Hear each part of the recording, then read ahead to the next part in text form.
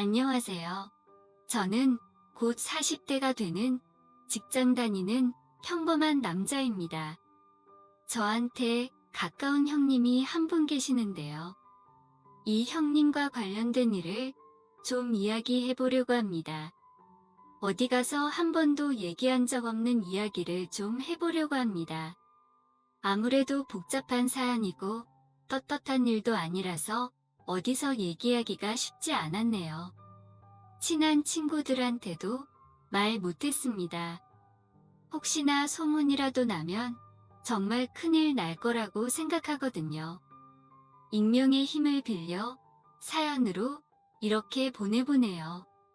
최대한 자세히 말씀을 드리긴 할 거지만 너무 있는 그대로 말하면 제가 누군지 알 사람이 있을까? 개인적인 정보들은 조금 숨기면서 얘기하겠습니다. 저는 직업 특성상 출장이 굉장히 많고요. 사람을 많이 만나는 일을 하고 있습니다. 일을 하면서 이런저런 사람을 많이 만나다 보니까 형님 동생 하면서 지내거나 친구처럼 지내는 관계는 많지만 아무래도 일 때문에 만난 사람들이다 보니 자연스럽게 제가 거리를 두게 되더군요. 너무 사적으로 친해지고 싶지는 않습니다. 특히나 주말에도 만나서 술을 마신다거나 골프를 치러 간다거나 하는 그런 비즈니스적인 행동은 좀 안 하게 되더라고요. 오늘 제 사연의 주인공인 형님네 부부와도 일 때문에 알게 된 사람들입니다. 처음에는 이 형님도 성격이 워낙 개인주의라서 딱히 친해지지 않고 저에게 거리감을 뒀지만 일 때문에 이래저래 자주 마주치다 보니 조금 어쩔 수 없이 자연스럽게 친해지게 됐습니다. 저도 성격이 워낙 서글서글한 편이다 보니까 가까워지려고 노력했죠. 최대한 형님의 스타일을 존중해주면서 저도 나름대로 일을 해야 하니까 꾸준히 마주했습니다. 그러다 보니 이 형님과도 형님 동생 사이로 지내게 되었어요. 어느 날은 형님이 쉰다면서 댁으로 초대를 받게 되었고 형님 집에서 대낮부터 술을 마시게 되었습니다. 형님은 저를 친근한 동생으로 생각하고 대해주셨지만 저는 행여나 실수해서 진행 중인 일에 지장을 줄까봐 몰래몰래 잔을 꺾으며 술을 되도록 안 마시려고 노력하고 있었어요. 친해지기는 했지만 어쨌든 간에 저에게는 소중한 고객이고 고객과의 자리에서 취하지 않는다는 것이 제가 일하는 데 있어 원칙이기도 했으니까요. 술자리에서 일 이야기를 하려고 해도 형님은 오늘만큼은 일 말고 그냥 친한 동생으로 부른 거니까 어려운 얘기하지 말고 술이나 마시자고 하시더군요. 생각해보면 나이 들어서 모든 게 다 일이었던 것 같아요. 계속 일했지이다 시피 살았죠. 친구들과도 멀어지고 어디 가서 편하게 술 마시면서 시시콜콜한 이야기할 기회가 참 없더라고요. 이 형님도 워낙 나름대로 성공을 한 사람이라서 그런지 쉼이 필요했나 봅니다. 그러니까 일 얘기도 하지 말자고 했겠죠. 쉬엄쉬엄 쉬어가면서 살아야죠. 그러다 보니 마음속에 있는 솔직한 이야기도 많이 나누게 됐고 그런 형님의 모습에 저도 긴장을 풀고 술을 좀 더 마셔보려고 했습니다. 그런데 이 형님도 편한 마음으로 술을 마셔서 그런지 금방 취해서는 아무 말도 없이 갑자기 방으로 가서 잠을 자더라고요. 갑자기 이 형님이 잠드는 바람에 깨워서 다시 술 마시기도 좀 애매하고 그래서 혼자서 그냥 남은 술 홀짝 거리면서 앉아 있었어요. 시계 보면서 좀 이따 빨리 집으로 가야겠다 싶었죠. 그러고 시간이 한 30분 정도 지났을까요? 얼마 안 있어 집에 도어락이 열리더니 형수님이 집으로 들어왔습니다. 얘기는 많이 들었는데 직접 이렇게 형수님을 뵙게 된 건 그날 처음이었거든요. 저와 비슷한 또래로 보이는 형수님은 깔끔하고 세련된 검은색 정장을 입고 있었고 제가 집에 있는지도 모른 채 허리를 숙이고 구두를 벗는데 여념이 없었습니다. 손가락을 끼워 낑낑대며 구두를 벗어 던지고는 옆으로 흘러나온 머리카락을 귀 뒤로 살짝 넘기는 모습이 미녀 배우가 나오는 광고를 보는 것 같아서 그 자리에서 형수님을 멍하니 바라보고 있었습니다. 원래 남의 여자라서 예뻐 보이는 걸까요?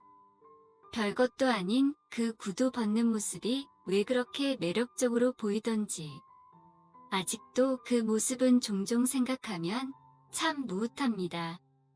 처음 보는 남자가 현관문 앞에서 자기를 빤히 보고 있는데 당연히 형수님께서는 많이 놀라셨겠죠. 오해받기 딱 좋은 상황이었습니다. 형수님은 소리를 지르며 가까이 오지 마라고 하더니 경찰에 신고를 하더군요. 저는 다급한 마음에 해명하려고 했지만 차마 해명할 틈을 주지 않았습니다. 대문은 열려 있었고 이웃 주민들도 웅성웅성하면서 모이더군요. 경찰한테는 전화 걸고 별말도 안 했는데 엄청 빨리 오더군요. 아마 그 경찰이 올 때쯤에서 형님도 잠에서 깨서 밖으로 나오더라고요. 잠에서 깬 형님 덕분에 상황은 대충 정리가 됐습니다. 저는 얼른 집으로 가야겠다 싶어서 연신 놀라게 해서 죄송하다며 인사를 한 후에 집으로 갔습니다. 그녀와 저의 첫 만남이 그렇게 강한 인상을 남겨줬지요. 뭔가 참 기억하고 싶지는 않지만 당시에 세련된 정장에 구두를 벗는 모습은 아직까지도 기억에 남을 정도로 강렬한 모습이었습니다. 상당히 매력적이었기 때문이죠. 그렇게 시간이 제법 지나고 형님 집에 한 번 더 방문해야 할 일이 생겼습니다. 계약서 한 장을 팩스로 보내주기로 했는데 지금 집에 없다고 직접 좀 가지고 가라고 하더라고요. 그래서 자기가 전화로 미리 연락해 놓을 테니 아내에게 서류를 받아라고 하시더군요. 안 그래도 저번에 경찰도 오고 그런 불미스러운 일이 있어서 조금 껄끄럽긴 했지만 이번엔 일 때문에 가는 거기도 하고 저번 일 있고 난 뒤에 형님께서 제가 누군지 충분히 설명을 했을 거라고 생각하기 때문에 그냥 당당하게 찾아갔습니다. 중요한 계약서였거든요. 초인종을 누르니 형수님이 문을 열어주셨어요. 집에 계셔서 그런지 형수님의 복장이 저번에 봤을 때랑 달리 편해 보였죠. 쇄골과 팔뚝이 다 드러나는 깊게 파인 나시와 형님 것처럼 보이는 반바지를 입고 계셨어요. 편한 옷을 입어서 그런지 그녀의 신체 특성을 더 면밀하게 파악할 수 있었습니다. 실제로 보니 굉장히 탄탄하고 굴곡진 모습이 눈에 들어왔습니다.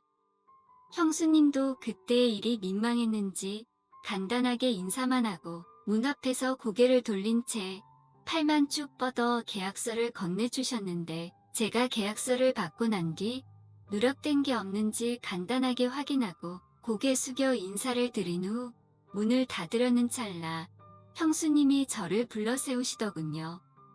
처음 봤을 때 미안했다고 남편이랑 같이 일하는 사이인데 자기가 실수한 것 같다며 시간 괜찮으면 커피나 한잔하고 가라길래 알겠다고 했습니다. 편한 복장이 민망했는지 어느새 옷으로 몸을 꽁꽁 싸매고 나오신 형수님과 차를 마시며 이런저런 이야기를 했어요. 생각과는 다르게 저를 굉장히 편하게 대해주셔서 한시름 놓았습니다. 형수님은 형님과 성격이 비슷했던 것 같아요. 시원시원한 성격이었고 저번처럼 그렇게 경계심을 가지고 저를 대하지 않으셔서 그런지 좋은 사람인 것 같더라고요. 그렇게 몇 번 더 자주 방문하고 형님과 함께 형수님도 제법 가깝게 지내게 되었습니다. 어느 날 저녁에 형님한테 전화가 왔어요. 대충 세무적인 이야기였는데요. 한국에서는 본인 사업이 과세가 너무 많다는 겁니다. 특히나 업종마다 세금이 좀 다르게 매겨지는데 본인이 하는 쪽은 세금이 굉장히 높은 편이라서 싱가폴 쪽으로 넘어가서 사업을 해보려고 준비 중이랍니다. 근데 바로 진행할 수 있는 건 아니고 사전 답사도 해야 하고 기관 쪽이랑도 여러 번 회의를 해야 한다고 하더라고요.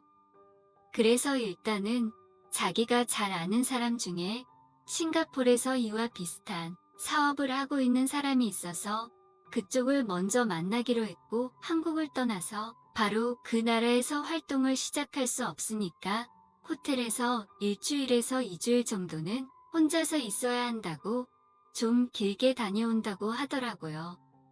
그동안 저와 같이 해오던 일은 어떻게 될지 모르니 계속 진행하되 시간적 여유를 가져달라고 부탁했습니다.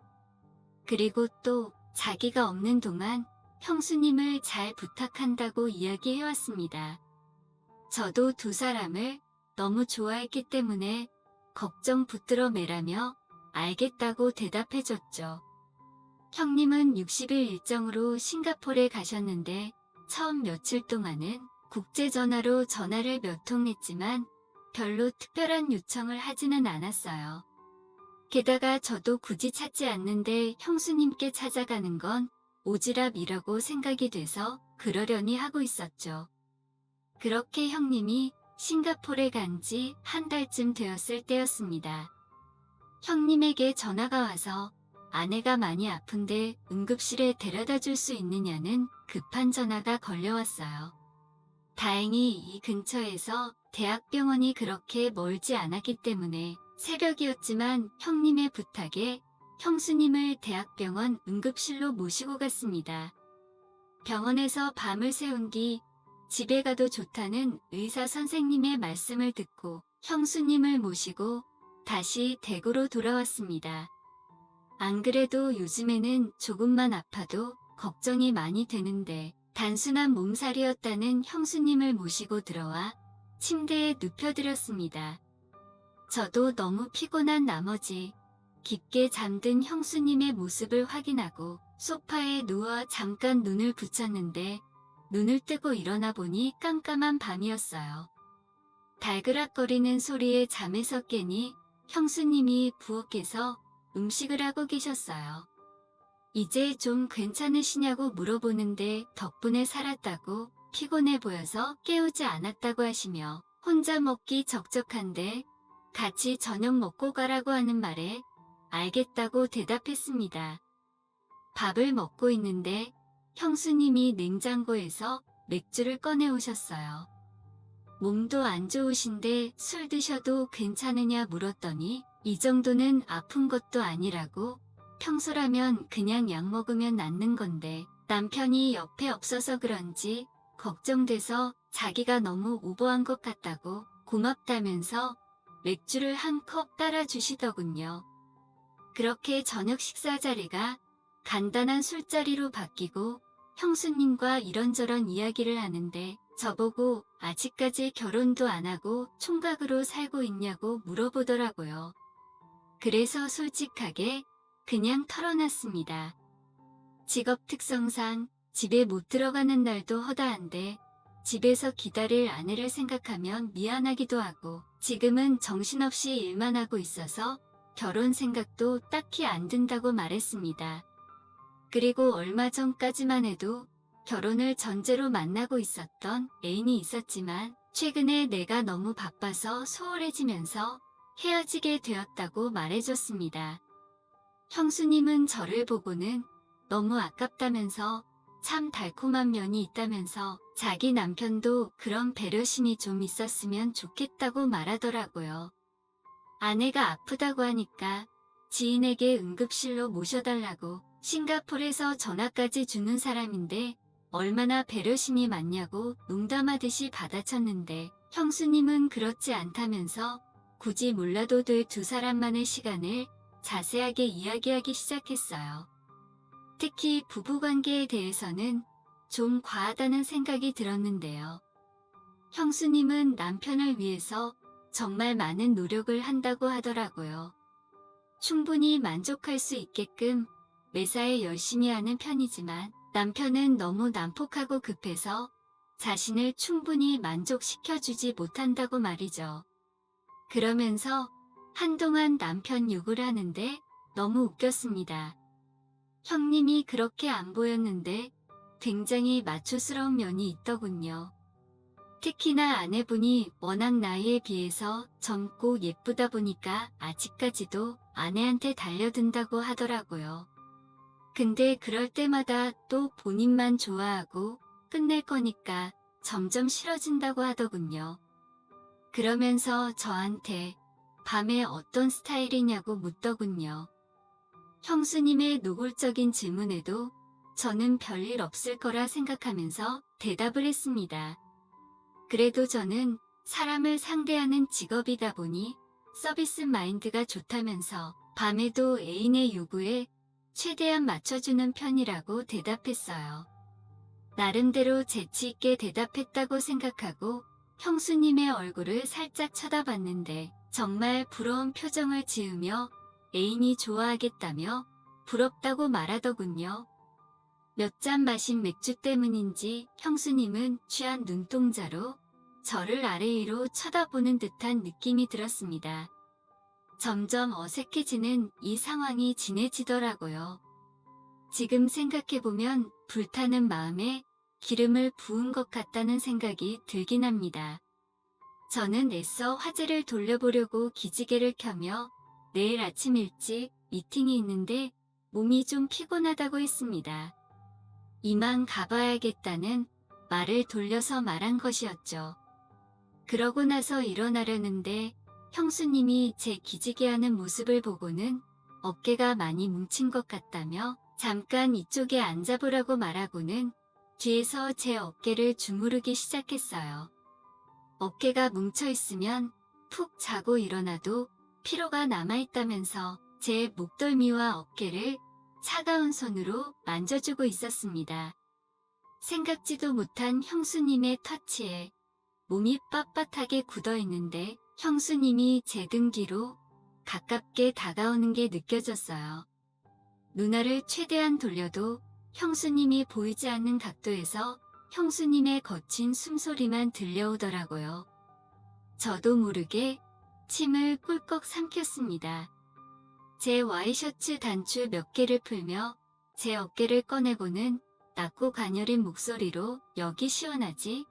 라고 물어보시는데 아주 미치는 줄 알았습니다. 이윽고 형수님의 풀어헤친 머리카락이 제 어깨에 닿는 순간 저도 모르게 고개를 돌리게 되었습니다. 종이 한 장의 차이만큼 가깝게 다가와 있는 형수님과 눈이 마주치게 되었고 서로를 말없이 바라보고 있었어요. 형님이 싱가폴로 갈 때 저에게 형수님을 잘 부탁한다고 한 말이 떠올랐지만 그 순간에는 그 어떤 것도 저를 멈출 수 없었습니다. 그렇게 그날 형수님이 풀지 못한 답답함을 제가 모두 해결해 줬습니다. 많이 뭉쳐져 있던 저의 어깨처럼 뭉쳐져 있는 그녀의 답답함을 콸콸 쏟아내줬어요. 마치 폭포수가 떨어지는 것처럼 시원하고 수도꼭지를 최대로 틀어놓은 것처럼 멈추지 않더군요. 다음날 아침에 눈을 뜨니 밤새 구겨졌던 와이셔츠와 바지가 깔끔하게 접혀 있었습니다. 그렇게 형님이 돌아오기로 한 날짜까지 저는 형님 몰래 형님 집에서 지내게 되었습니다. 형님에게서 얼마 전 전화 한 통이 왔습니다. 체류 기간이 30일 더 남았는데 몇 주 정도 더 있다가 돌아오신다고요. 형수님 걱정은 하지 말라고 안심시키고 전화를 끊었습니다. 저는 형수님을 진심으로 사랑하게 된 것 같습니다. 그녀의 따뜻한 배려심과 매력이 항상 저를 미치게 만들고 저도 그녀를 항상 미치게 만듭니다. 형수님도 남편이 다시 돌아올까봐 많이 걱정하고 있습니다. 저는 언제나 해결책을 찾아내는 유능한 영업사원이기 때문에 이번에도 어떻게든 방법을 찾아내겠죠. 기회가 된다면 형님이 돌아온 뒤에 일어난 이야기에 대해서도 한번 사연을 보내도록 하겠습니다. 더 자세하게 얘기해드리지 못해 죄송합니다.